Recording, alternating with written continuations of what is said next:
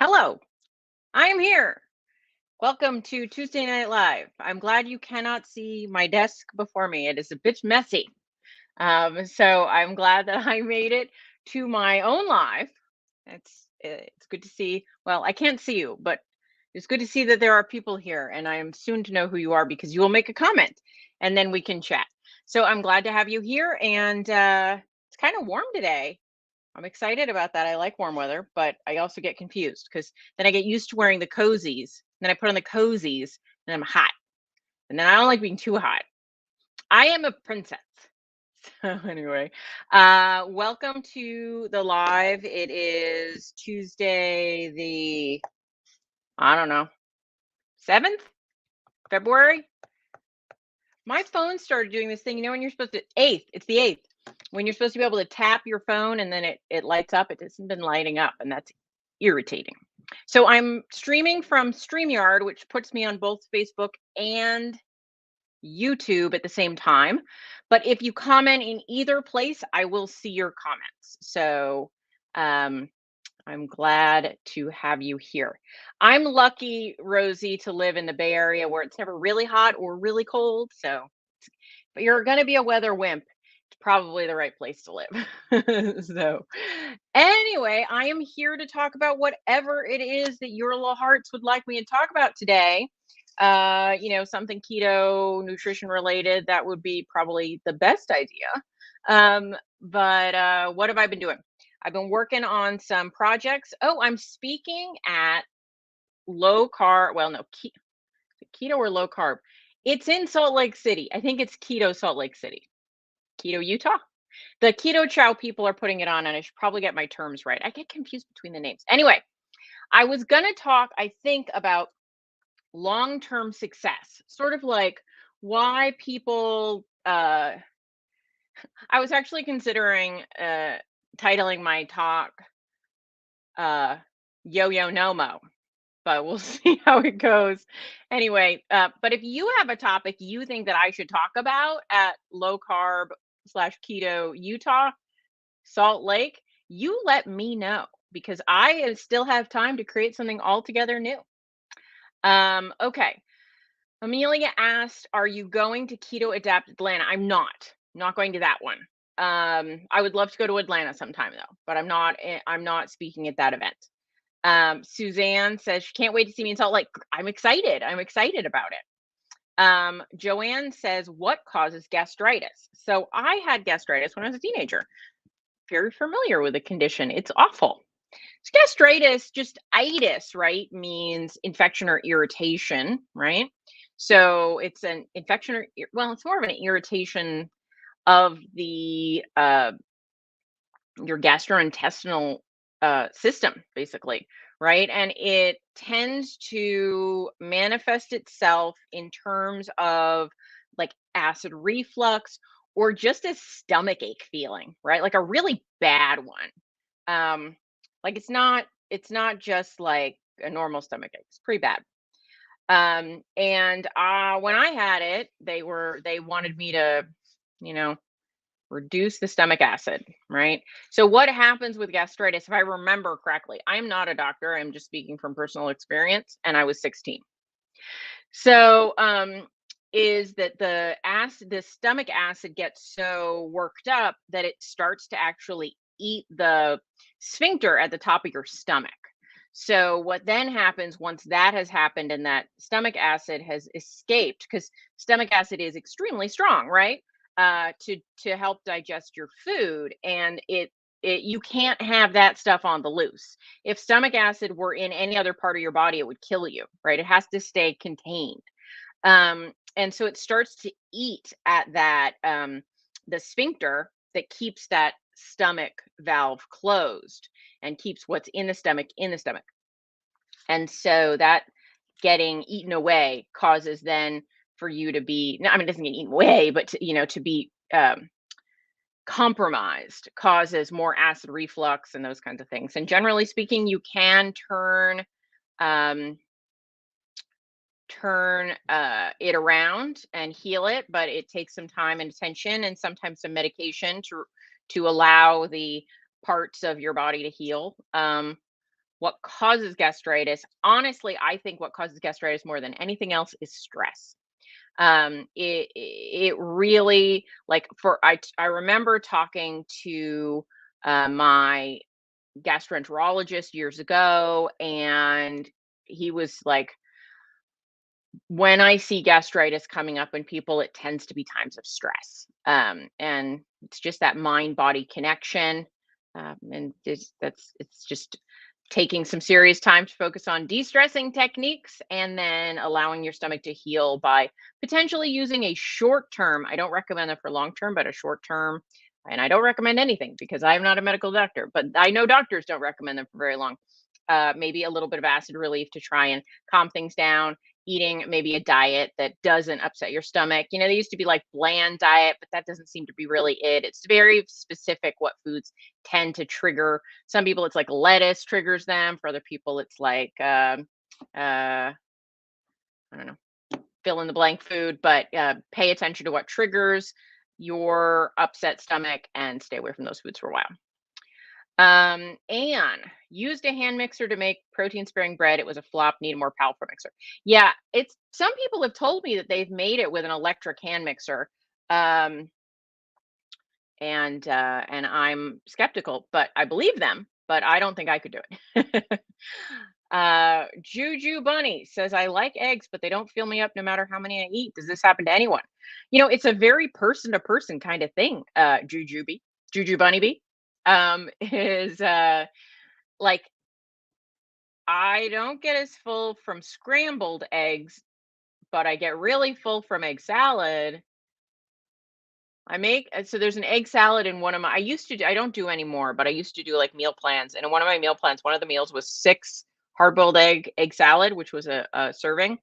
And people started jokingly calling it the egg salad challenge because it was really hard to finish the egg salad because it was so filling.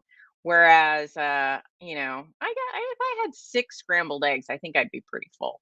But I think that one of the main issues with people saying that eggs don't fill them up might be that what we think of as a serving of eggs is like 2, maybe 3 eggs, which is not that much. It's like 210 calories. It's not that much food. It's not a real filling meal. So, but I would say, eat in a way that makes you feel satisfied. And if eggs are not doing it for you, do something else. I'm just curious, Juju Bunny, how many eggs have you eaten? You said no matter how many I eat.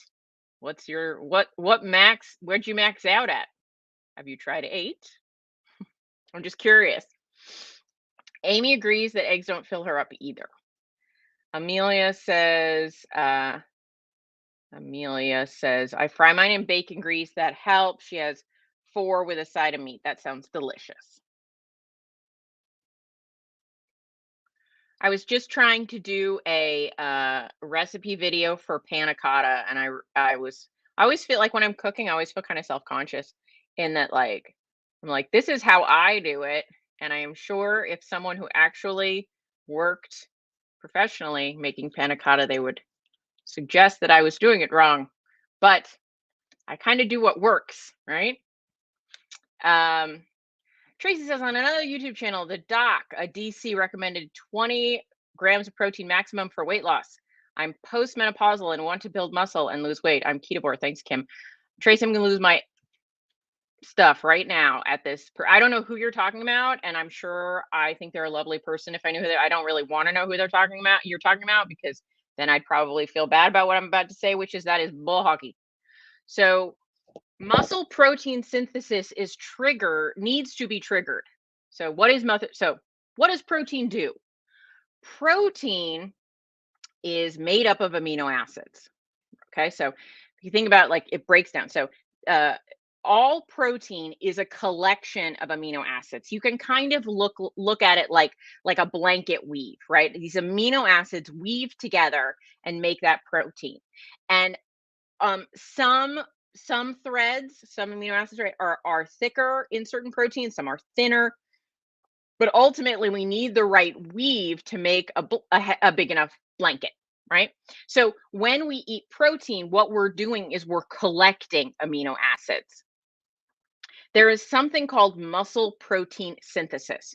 Now, in terms of protein in our bodies, two things are simultaneously constantly happening. We are breaking down protein, right? We recycle protein, we break down protein. Our body just has wear and tear every day that needs to be repaired. So there's muscle protein breakdown, and then simultaneously we are adding muscle. So it's not like we're just level. We're like we're trying to retain, we're retaining, we're losing, we're building. We're retaining, we're losing, we're building, right? And so muscle protein synthesis is the gaining part. They found that for muscle protein synthesis to be activated properly, you need to hit something called your protein threshold. So it's sort of like if you're filling a cup, all analogies all the time here on Kim's channel. If you're filling a cup and there's a little bobber in the cup, right? And so it's like a Rube Goldberg device, right? You're filling that cup. You need that water line to get high enough. You need it to get high enough to trigger the next thing to happen. And one of the amino acids is called leucine, and leucine is found to be really critical in this triggering of muscle protein synthesis. Generally speaking, it can vary from from amino acid to amino acid. So some proteins are very like remember how I said they're a combination? So some proteins are very low in certain amino acids but high in others. And so it can really be a bit of a variety. Generally speaking, the gold standard number in terms of grams of protein per meal is 30. 30 grams of protein per meal to trigger muscle protein synthesis. So if you're doing 20, now if it just so happens that the specific protein you're choosing is pretty high, specifically in leucine, by the way, leucine um, supplementation alone doesn't do it. It's like, yeah, you need that one thread to trigger muscle protein synthesis, but if you don't have the other threads, you don't have a blanket. So it's like you need the leucine to be triggered, but you need all the other substrates to do what you need your body to do with it. I think that's the right context. Um, and so the reason we say 30 is because, yeah, if you're like spot on with the specific animal protein, you might get there at 20, but you might not. Specifically, if some of that protein is coming from vegetable sources, if you were like relying on vegetable protein to get that appropriate amount of amino acids in a meal, it might be closer to 45 grams of protein because that protein is so much less bioavailable. So let's say though what the big problem is with 20. If I'm saying, hey, if you're doing everything perfectly, you might get 20, you might get there with 20. So here's the issue. As we age, we develop something called anabolic resistance, which means that we do not absorb protein anywhere near as well as we did as a kid. And so what was once 20 to 25 might now be 25 to 30, or might even be 30 to 35. And so 30 covers the basis for most people, although I really feel like for most people it's probably a little more than that, but that's why I set my minimum at 30. So I'm going to heartily disagree that women should be eating 20 grams of protein in a meal. I think it's not just bad advice. I think it's potentially disastrous advice. Yes, eating a low protein diet may make you lose more body weight. Okay. You don't just want to lose body weight, you want to lose body fat. You want to retain muscle mass. If you sacrifice muscle mass to drop body weight, long term, you will end up fatter and unhealthier and more likely to end up in a nursing home because you cannot get out of your own chair. I am angry now that this is the advice someone is giving out there. Please do not take that advice. That's all I'm going to say. Now, I will say that I'm just responding to the comment I got here. There may be context that I am unaware of, and so I am not throwing shade on anyone because, as I said, I'm responding to one sentence. So if there's somebody out there who's like, no, no, no, that's not what she meant when she said the thing, and there's more detail, I believe you, and I'm thankful that that is not actually advice. But if that is actually the advice, I am upset. Okay, that was my little tirade for today. Let's see if we have another one. All right. Um,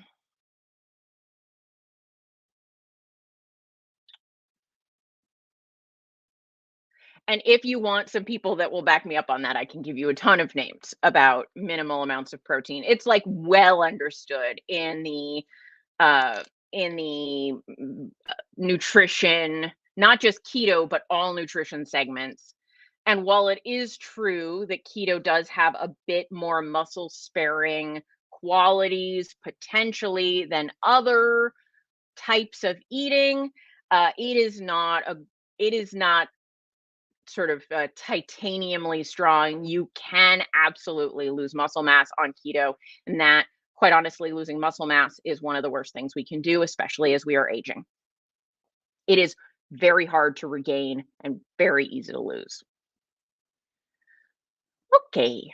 Deborah suggested to try a smaller batch of protein sparing bread if your batch was falling down.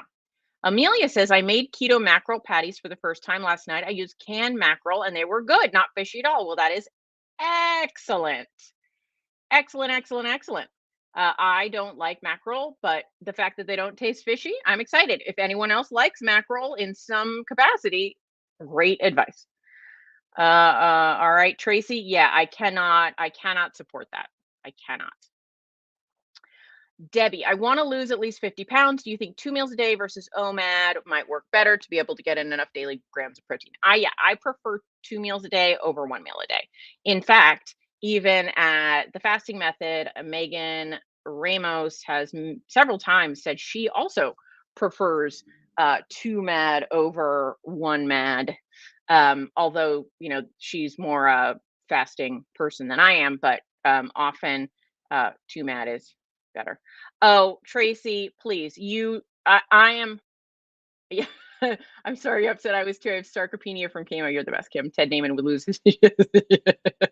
I didn't mean to bring that on camera, but I'm really bad at using my buttons. So, uh, I'm upset for all of you. I can handle the upset. That kind of advice, though, I tell you, when I first got into the keto sphere, I was very like, I will be nice to everybody and everyone's opinion is equally valid and I like didn't want to hurt anyone's feelings or upset anyone. And then I'm not that person.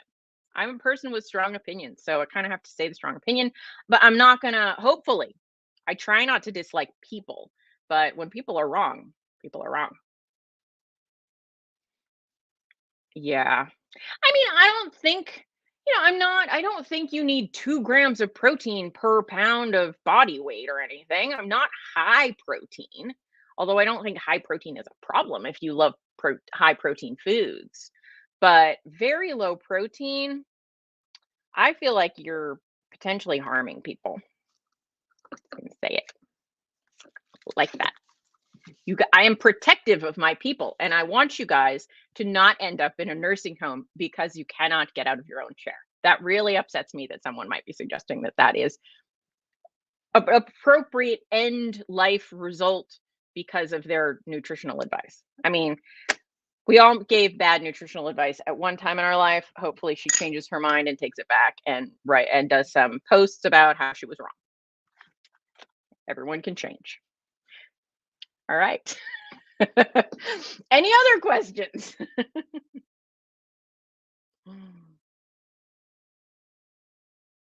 No, people are just listening to your rant. You know, when I first started keto, I was fairly low protein because that was the advice that was being given out at that time. I am almost 5'9". I almost made it. I'm like 5'8" and 7/8. Anyway, I'm not bitter. I really wanted to be like 5'10" though. My sister-in-law is 5'10", and I feel short next to her. Um, anyway, so when I first started keto, the reason why you're like, "Why are you telling me this?" Was I was eating about 65 grams of protein a day when I started keto. That was the advice I was given initially. And it was kind of hard at the beginning, but then I got used to it. You get used to a lot of things, right? And then at some point I started doing more research and I realized that I was potentially really harming myself and started eating more protein. And from there I bumped it up to about 88 grams, which was sort of minimal for my lean body mass at the time. And then from there, I bumped it up again. And so now I eat like 150 grams of protein, which is well over double what I used to eat. Some days I eat 80, which would be like 3 times the amount I used to eat. So, and I'm a lot healthier and a lot happier and a lot more energetic these days than I used to be. Oh, I just noticed, Tracy, you said you have sarcopenia from chemo. I'm sorry about that. That sucks. Um, but you've got time to turn it around now. Roz says, "Am I taking new clients?" Um, I am. I don't do a lot of one-on-one clients, honestly. I do group more often because I don't like to charge people all that much.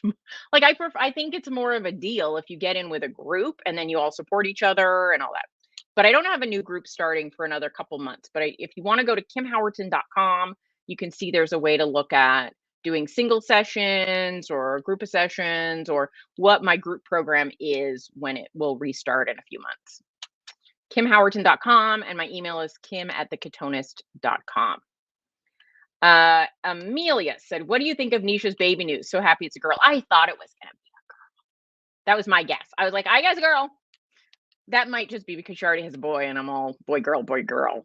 But I think it's great. I think, she's really loved being a boy mom. And I think it's going to be a whole new adventure for her to be a girl mom. So I think it's going to be great. Um, I'm excited though, because Beckett's like my little nephew. So she'll be like my little niece. I don't know what they're naming her yet, though. If anybody was wondering if I knew, I don't know. I don't think they know. Still new. Um,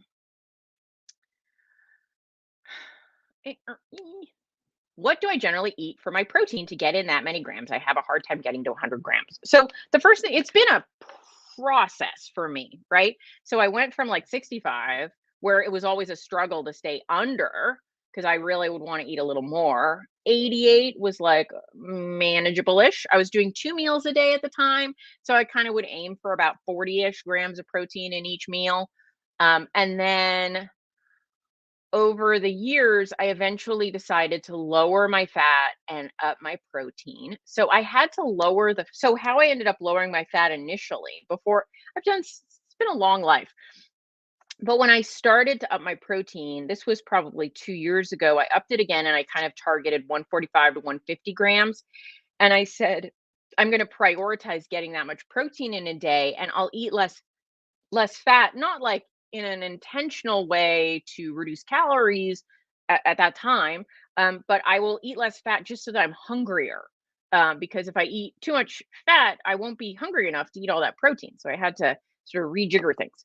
So I just switched over to leaner meats. So more things like flank steak instead of ribeye. Now, fish would have been a great idea, um, but I don't like it. Shrimp is super high in protein. So one of the things that you can do if you're trying to get more protein in is if you like shrimp, get one of those big old bags of frozen jumbo shrimp that you can keep in your freezer and add a few jumbo shrimp to your meals. You can make a little keto cocktail sauce with it to dip it in, and you can have surf and turf. So whereas maybe you would have had maybe 6-ounce ribeye before, have a 4-ounce ribeye. So you cut back a little bit there, but you still get some of that yummy ribeye flavor, and then have a couple of ounces um, of the shrimp, and you'll find that your protein amount per meal goes up quite a bit. The other thing is I try and prioritize protein just in all my meals. I And then even little things like I now make my dessert sort of protein heavy. So like I make panna cotta and I throw some beef protein isolate in my panna cotta, which I'm sure makes all the Italians roll over in their proverbial graves. But um, it's basically like custard made with gelatin and protein powder, and it's in the fridge. And instead of having, keto ice cream or something else for dessert, I'll have basically a bowl of protein. But it's really tasty, and I put some chocolate powder in it and use some chocolate protein powder. And so I add that to my meal, and it kind of bumps things up. And so if I aim, the one thing I do is I always plan my day in advance in terms of what I'm going to be eating. I can always change my mind, but I know. So I know I'm hitting my protein for the day because I planned it out. So my biggest piece of advice is plan your meals in advance so you know you've got things covered. Plan little food additions like my panna cotta, or things that you can add to your meals to increase protein. Things like carnivore crisps or carnivore snacks, or jerky. They're dried meat, and because they're dried, like, a little cup like this size, um with like an ounce of the jerky stuff in it, is like 30 grams of protein. So I mean, that doesn't fill you up hardly at all. So plan little additions like that to help, or the shrimp as an example. So plan in advance, plan protein additions, and you should be able to get your protein in there. Amelia says, "How can you live in California and not like fish?" It's worse. I live in coastal California.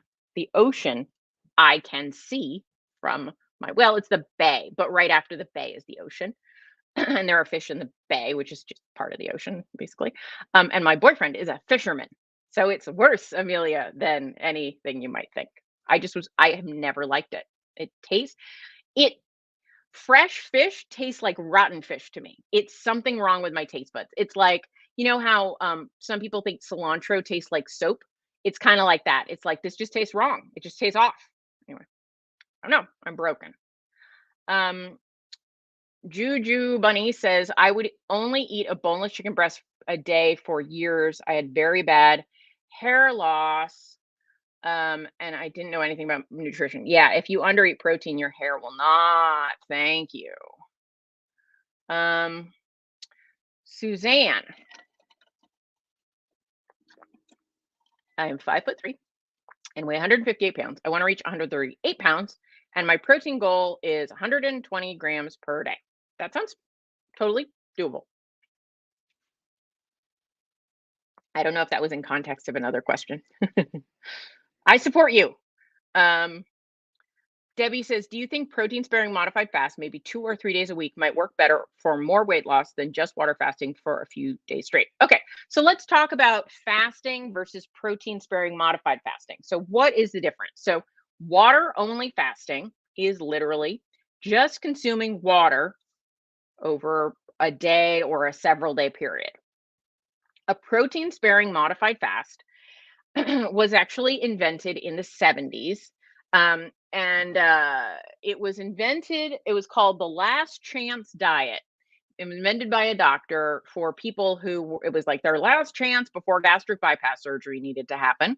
And it was essentially around a 600 to 800 calorie a day diet, almost all protein, and only as much fat as they could get away, like couldn't avoid. Like even chicken breast has like a half a gram, right?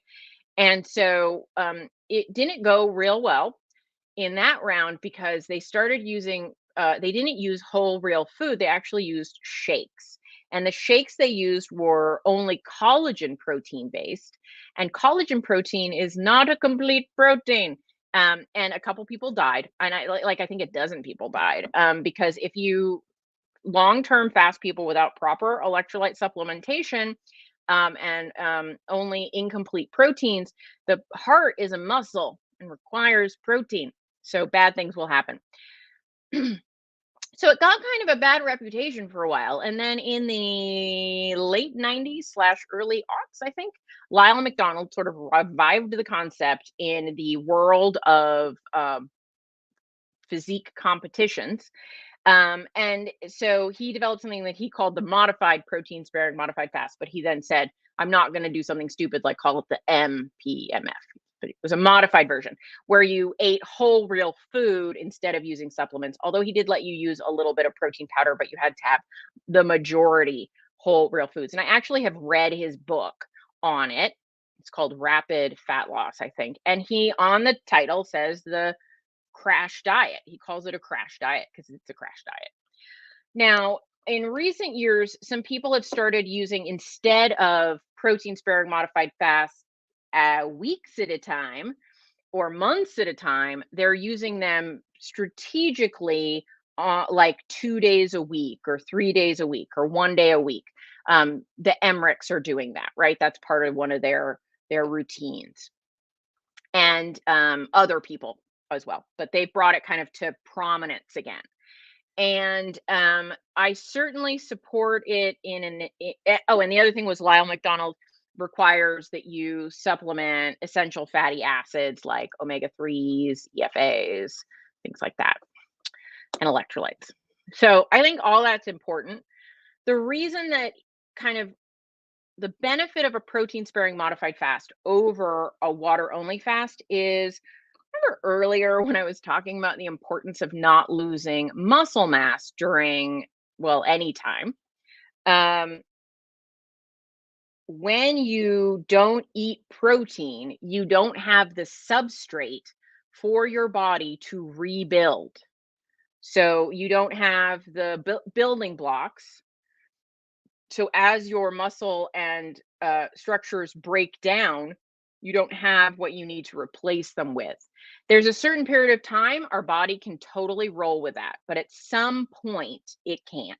So the idea behind the protein sparing modified fast is basically take the weight loss benefits of fasting, because not consuming any food is probably the best way to lose a lot of weight, and then combine it with the muscle sparing effect of eating protein. So essentially you're eating just enough protein to keep from losing as much muscle mass as possible, but not eating much else, so your body's going to need to cannibalize your fat stores, so you'll hopefully lose body fat.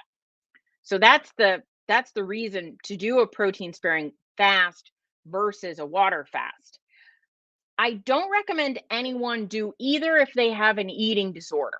If you have a history of binge eating disorder, or you just feel like you have undiagnosed but disordered mental patterns around eating, and a period of time of extreme caloric restriction is going to make you feel crazy like a bed bug, and or especially bingy when you stop, then don't do either. Now, if you said, I'm going to, gun to your head, Kim, I'm going to do one of these, which one should I do? Probably say the protein sparing modified fast. And you need to decide out there, all of you watching need to decide what will serve you best mentally. And I don't do protein sparing modified fasts, but I do a higher protein lower fat approach, but I prefer to have more consistency. So while my weekly average might not look that different from somebody doing a protein sparing modified fast, rather than having, 120 grams of protein some days of the week and 150 others, and 30 grams of fat some days and 60 grams of fat the others, I'd rather have 50 grams of fat every day and 140 grams of protein, right? I'd rather it be about more averaged out. I don't like the up and down as much. It doesn't work for me as well, but it works great for some people. So you got to know what works for you. But honestly, a protein sparing modified fast, the magic of it is simply that you're eating less, whether that is eating less on 1, 2, 3 days a week, or just eating slightly less all 7. You get to decide how you want to arrange that. Carnivore in Coffee says, I need a virtual slap in the face. I've got a nasty cold and have completely nursed my sickness with carbs. I know I'm feeling better faster if I avoid them, but I'm caving. First of all, I will say I'm not going to give you a slap in the face. You have a cold. Be nice to yourself. You have a cold, you don't feel well. However, with carbs, they're not helping. So why would ask yourself why you're doing that? Feeling a little self-sabotagey? Get some things like bone broth, get some fuzzy socks, comfort yourself in non-food related ways, okay? And feel better. Tomorrow's another day. Juju Money says I eat Faj 2% yogurt. So do I. I love it. It has lots of protein. I use that. So it has 20 grams of protein in a 5.3 ounce container. Absolutely. Is that enough? Dairy protein is actually some of the highest quality protein you can get in terms of its leucine content and absorption rate. However, I tend to add a little bit of something to a container of the Faye, which so you can pop a tablespoon of protein powder in there. But what I tend to do is I put a couple of ounces of cottage cheese and it's delicious together. Amelia suggests scallops as a protein source as well. If you're telling me, I hate scallops, probably more than some other things. But Carnivore and Keto says I don't like fish either. I can eat shrimp every day. Yeah, I'm okay with shrimp and crab. I love crab, but I don't like many of the other things.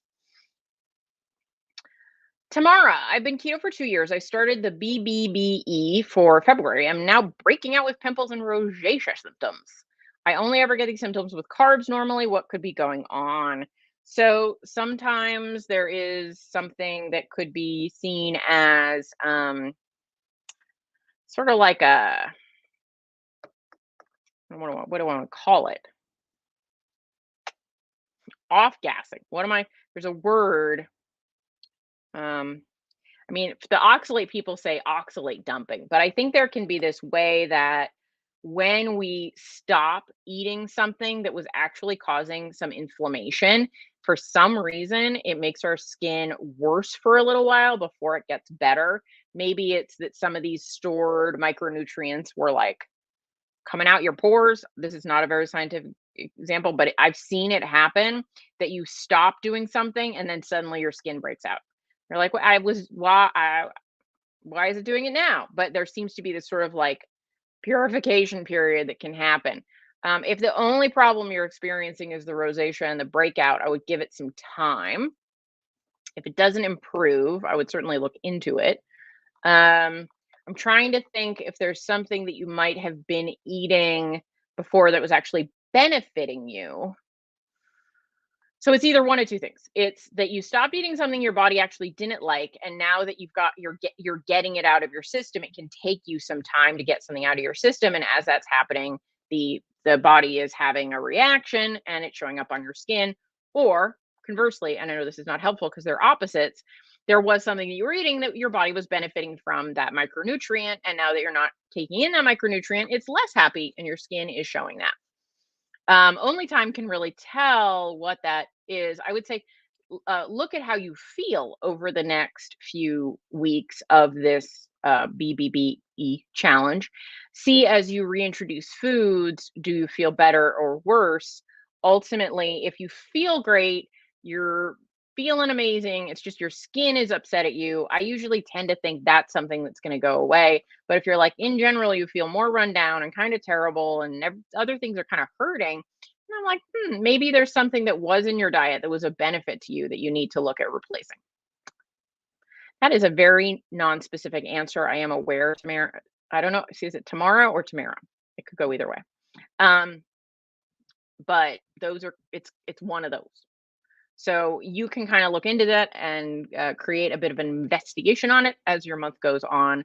And hopefully you get to the bottom of it in a way that makes you feel good. I also suffer from rosacea, so I know that is a pain in the booty.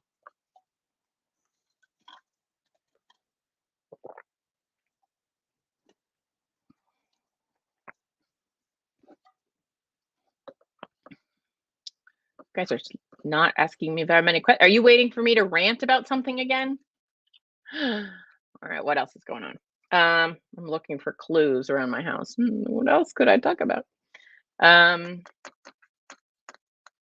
Any ideas about if you were going to the Utah conference with the Keto Chow people are putting on in April, what would you want me to talk about? What would you like to hear me talk about for an hour? Let me know. Juju Bunny says, "What are my thoughts on sucralose?" Well, that is an excellent question. Sucralose is an artificial sweetener. It is non-caloric. It is extremely sweet. Some people do not like it because it is an artificial sweetener. I have mixed thoughts on it. It's very, very sweet. So it's used in a lot of protein powders because it's very, very sweet and they don't have to use very much. They use a very small amount. I believe it's not, I'm trying to remember if it, no, I think I'm thinking aspartame. I think sucralose can be heated. Aspartame doesn't do well heated. I think sucralose is okay heated. Um, I used to be more cautious about it. I used to be more cautious about sweeteners in general. I do think there are some people that report that it can reduce their ketones, which would have indicate that it might be raising their insulin. Um, so I think it's really a question of how you respond, but I'm pretty pro sweetener these days because I found they've not been negatively impactful with my fat loss when I've used them. And I've tried periods sweetener free and periods with sweetener, and I found not especially helpful to get rid of them.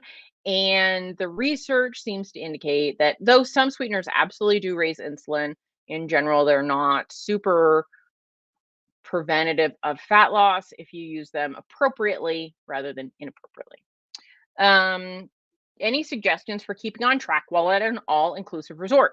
So I would talk with the resort before you go, because if it's an all-inclusive resort, they're there to please you. And what's going on? Oh, for some reason this is not going on to Facebook. Let's see if I can fix that. All right, see if that works now. Sorry for that. I was like, where are all the people? Um, so if you're going to an all-inclusive resort, they should want to please you. So I would call them, talk to them, say, "Hey, I eat a low carb diet. Can you talk me through what kind of food options there are and how that works?" If you've never been to this resort before and you don't know. Um, and hopefully they should talk you through it. The closest thing I've ever been to an all-inclusive resort in terms of food is on a cruise. And if I were to assume it's the same kind of situation, like a cruise has a buffet, but they also have sit down meals, and you can choose to go to either. And I've always been able to eat keto at the sit down meals and the buffet. You just have to be very choosy about what you choose. Like when I'm at the buffet, I don't get the hamburgers because the hamburgers have a lot of fillers in them and they taste like oatmeal. But no big deal. I got them one day. I took a bite and I was like, this is primarily starch. And so I didn't get them again, but they had, cold cuts and all sorts of things that I could eat. And then when I go to like the sit down dinner, they usually I order from a menu, a lot of things, and we would order steak, and we would just say, "Can you hold the starch, no potatoes, no whatever." And they'd bring me salads, vegetables, and meat. And yeah, somebody mentioned you can ask for multiple entrees. Absolutely. Sometimes like people would be like, "I can't decide between the fish and the steak. Can I get them both?" And they said, "Okay." So pretty easy. The hardest thing that will be to control yourself, right? You can get whatever you need, but you have to make sure that you don't order the things that you don't want to eat.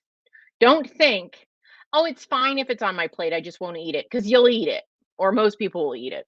So ask them to hold the things that you don't want to eat. Um, Debbie said, "Do you think as people are well adapted within the keto community, I'm sorry, within the keto or carnivore diet, I can't read. They can cut down or cut out minerals and electrolytes." Um, so maybe I am 5.5 years into keto, and if I don't take electrolytes, I just don't feel as well. I eat a lot of salt. I know a lot of people who continue to need a lot of salt and sodium. to feel optimal. Um, I err on the side of saying you probably need to continue to worry about your electrolytes and minerals, but there are some people who say over time their desire for salt has gone down, their need for salt has gone down, they feel better when they use less salt, and I believe those people. So I would say more than anything, just listen to your body, play with it, adjust as needed, and usually in terms of sodium, electrolytes, that kind of thing, you get good signals from your body. How you feel is a good barometer of what's going on there. So just respond to those signals. Hey Jean, I'm sorry, Facebookies. Apparently the Facebook portal was not working and I didn't notice until just now. So there's actually like 45 minutes of me ranting about things that you guys missed, but you can probably watch on the replay. Lisa says, I think most of it was cooked in bad oils, though. Yeah, you kind of have to assume that any restaurant you go to, bad oils were involved. If there are grilled options, that's often safer, although sometimes even with grilled, they've marinated or painted it in oil before they put it on the grill. A week of seed oils is probably not going to cause any significant harm. Just proceed.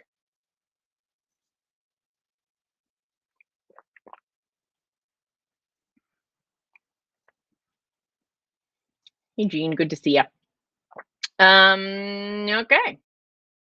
I never know what the angry face is for. I'm very sensitive. I upset somebody the other day though, so maybe they're following me around. But it could have been about the bad seed oils. Um, Melinda, uh, do you have a recommendation for ice cream maker as I want to try some ice cream soon? You know what? What's her? Carrie Brown uh, recommends a certain type of ice cream maker, but I don't remember what it is. But go with what she recommends. I think that's probably great. If you go to the Keto Kitchen with Carrie Brown, you should be able to find that. Suzanne says, possibly talk about breaking a stall or reverse dieting. Are you talking about tonight or are you saying a suggestion for when I'm at Utah? Um, Lisa says, I'm eating carnivore for the past year. More and more, I've been experiencing episodes of extreme drowsiness after a meal. Interesting. Extreme drowsiness can actually indicate gut dysbiosis. That some people, if they're having digestive issues, um, that that drowsiness experience can potentially mean that for some reason your digestion is a little off. I mean, that's not very specific, is it? But do you feel just generally tired? Um, I don't know. Uh,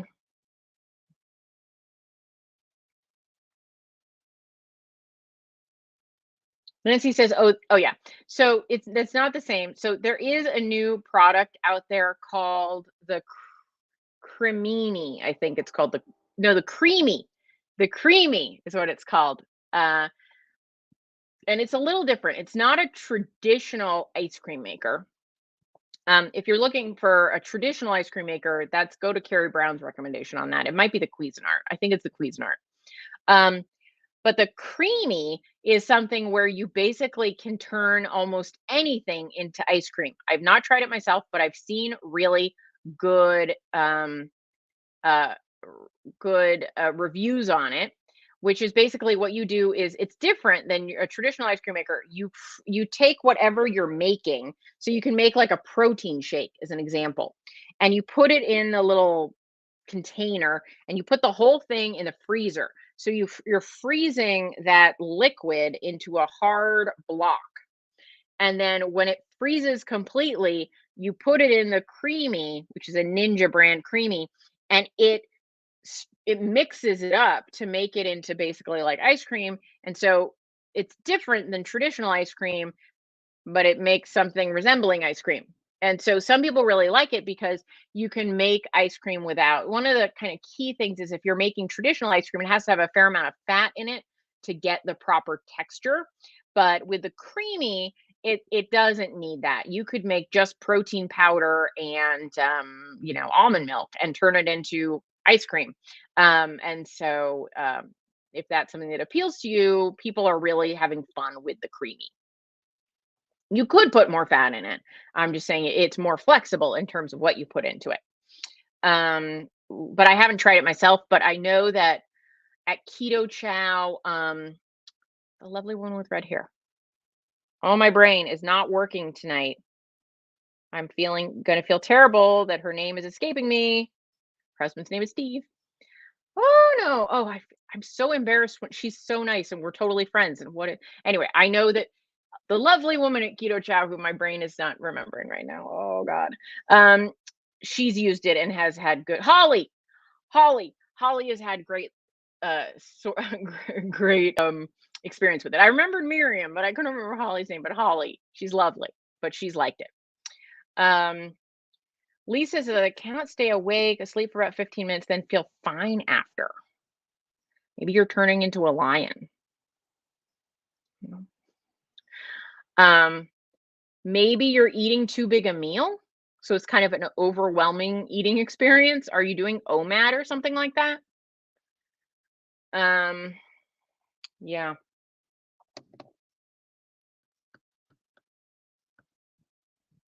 Oh, Diana asked, what kind of electrolytes do I need? So electrolytes, generally speaking, refer to sodium, magnesium, and potassium, although they also refer to chloride and calcium. But if you're getting salt, the chloride tends to be handled. And if you're getting, any dairy or fish with bones, you're getting calcium. And it was Holly, guys. I was trying to remember Holly's name. Um, and uh, so primarily the electrolytes of concern when we talk about electrolytes on keto are sodium, magnesium, and potassium. In terms of supplements, for a lot of people, if you take something like I just happen to have this on my desk. I told you my desk is a mess. Some magnesium. This one is from Bio Optimizers. They send it to me. I thought I'd try it. It seems to be good. Some potassium. If you eat a lot of green veggies, you're going to get potassium, but you can also supplement potassium. And then sodium, you have to intentionally add more salt because when you're not eating a ton of processed foods, you're not getting very much sodium. So you're going to add that. You can also get something like Relight or Element brand electrolyte beverages. Keto Chow also makes a non-flavored drop. So all of those are ways you can supplement your electrolyte amount. I have a drawer full. Let me see if I can hold on. I have a picture of it. It's from a video.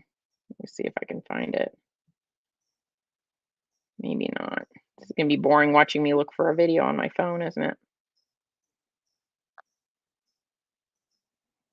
Yes, it is. Yes, it is gonna be boring. Okay, whatever. I have an entire drawer in my kitchen. Oh, here it is. If you can see that. Entire drawer in my kitchen dedicated to electrolytes. Um, so there you go.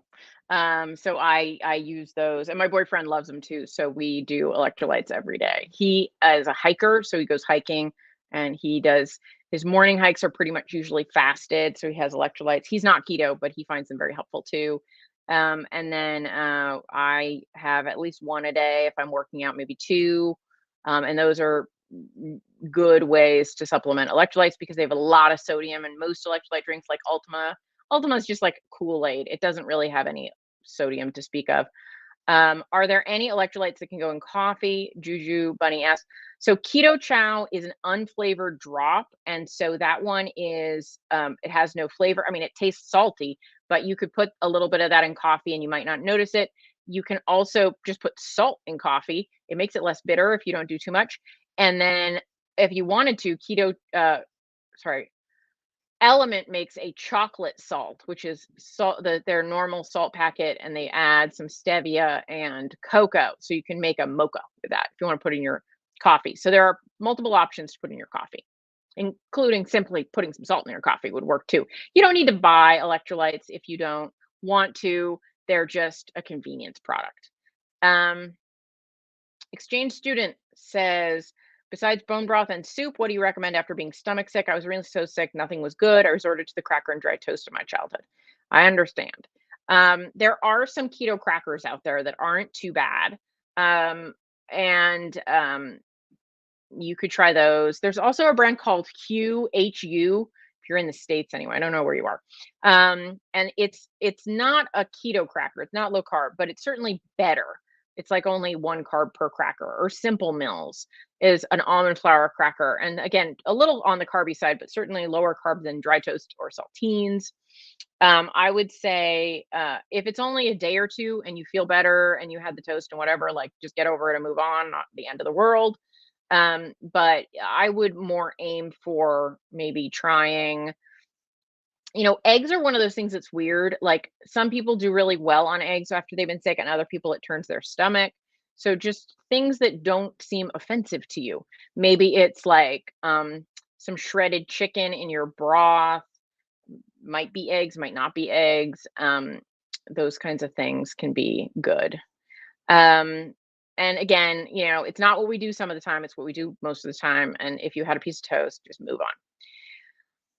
Andrea asked, "Have I tried carnivore?" Indeed, I have. I did. Because you're exchange student, I was like, I don't know where she is. Um, I have 6 months. I did carnivore 6 months several years ago, and it was great. It helped my digestion quite a bit. It helped my nutrient absorption quite a bit. It's just not the way that I really like to eat long term, although I love meat. I enjoy variety and vegetables and things like that. So I don't see a reason to go back to it or continue it, but I think it was glad I did it. It was a great period, helped me a lot with a lot of things. Betsy says, "I used to do the keto chow mineral drops, but I do travel a lot, so carrying that liquid wasn't easy. Pulling out the bottle to add drops a day generates odd looks. Do you know if there's a pill option?" There are pill options. I think Salt Stick makes some that you can get on Amazon, and Element and Relight both make stick packs. So they're a little, it's like a little packet of powder. So that's an option too. Um, yeah, there you go. All right, guys, we're coming up on the end of the hour. So I'm glad that you've been here with me. I appreciate you. I'm so sorry that the first 45 minutes did not work on Facebook. I will make sure you guys get the replay. If you want to see it, it's on YouTube, available for everyone as well. So I hope that everyone has a fabulous week. I will see you next week. Take care. Bye bye.